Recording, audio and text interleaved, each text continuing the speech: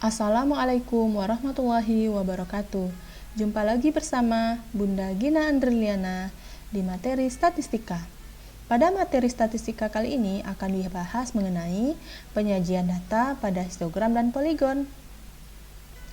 Pertama sekali kita akan lihat penyajian data pada histogram diawali dari sebuah tabel distribusi frekuensi. Nah, tabel distribusi frekuensi ini diambil dari tabel penyajian data minggu lalu. Nah, ini ada nilai. Nilai ini ada rentang per kelasnya mulai dari 48 sampai 54 dengan frekuensi 1, 55 sampai 61 frekuensi 2, dan seterusnya sampai ke kelas 90 sampai 96 dengan frekuensi 2. Untuk membuat histogram ada hal-hal atau angka-angka yang akan dibutuhkan dari nilai dan dari frekuensi. Untuk membuat histogram dan poligon nanti akan dilakukan beberapa langkah. Pertama sekali yang akan dilakukan itu adalah membuat sumbu frekuensi dan sumbu nilai, di mana untuk sumbu frekuensi ini yang vertikal atau yang tegak, sumbu nilai itu ambil yang datar atau horizontal. Nah, frekuensi ini diisi oleh angka-angka yang sesuai pada tabel tadi, yaitu yang dibutuhkan adalah angka 1, 2, 3, 7, dan 12. Nah, pada nilai itu diposisikan rentang kelasnya. Di sini kita buat per kelas. Nah, mulai dari 48 sampai 54 sampai ke 90 sampai 96. Nah, setelah kita buat seperti ini, berarti kita bisa membuat histogramnya atau diagram batang. Jadi histogram itu kata lain diagram batang. Kita perhatikan. Nah, ini termasuk langkah kedua. Kita posisikan sesuai dengan frekuensinya. Jadi nilai untuk 48 sampai 54 tadi itu frekuensinya 1, berarti kita cukup membuatnya batasannya itu sampai ke angka 1 pada frekuensi.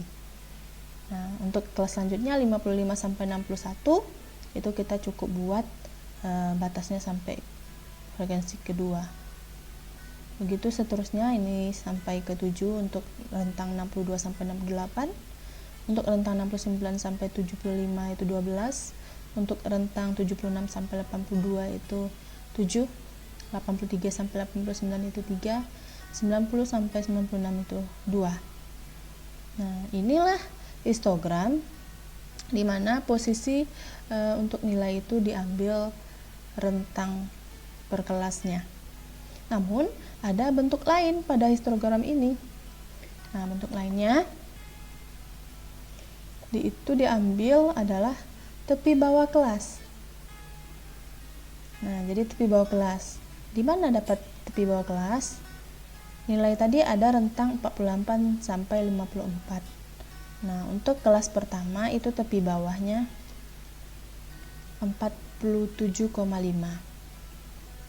Nah, tepi atasnya 54,5. Untuk tepi bawah itu 48 dikurang 0,5. Untuk tepi atas 54 tambah 0,5. Untuk gambar pertama atau histogram pertama nih, diagram batang yang bagian pertama. Nah, begitu selanjutnya.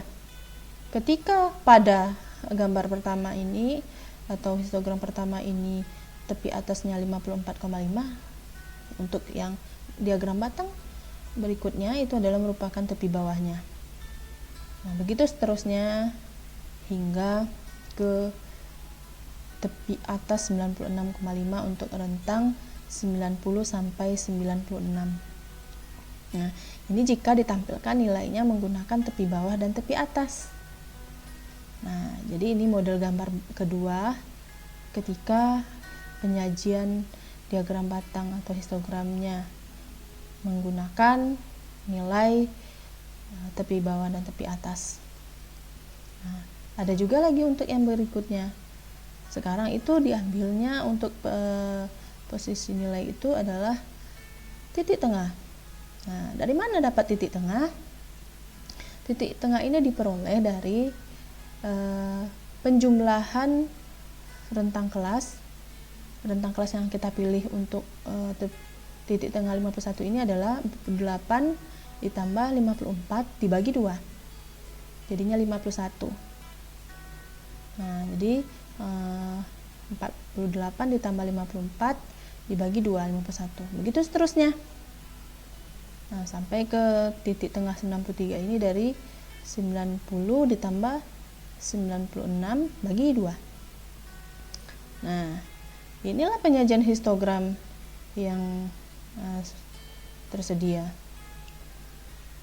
Nah, kalau begitu kita perhatikan bagaimana kalau poligon. Nah, poligon sama, kita lihat juga tadi dari tabel distribusi frekuensi.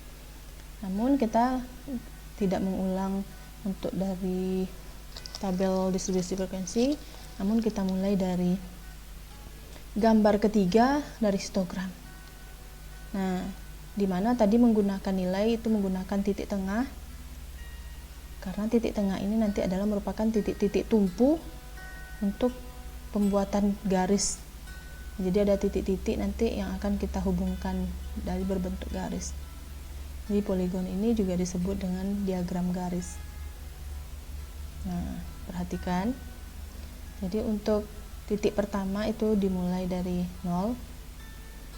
Nah, ini untuk yang berikutnya itu dimulai dari titik tengah 51, frekuensi 1.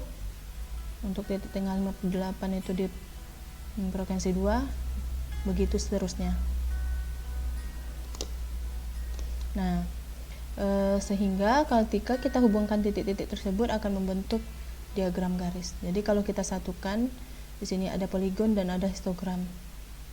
Namun ketika kita pisahkan, jadi kita tidak menampilkan histogram di sini, gambarnya akan berbentuk seperti ini.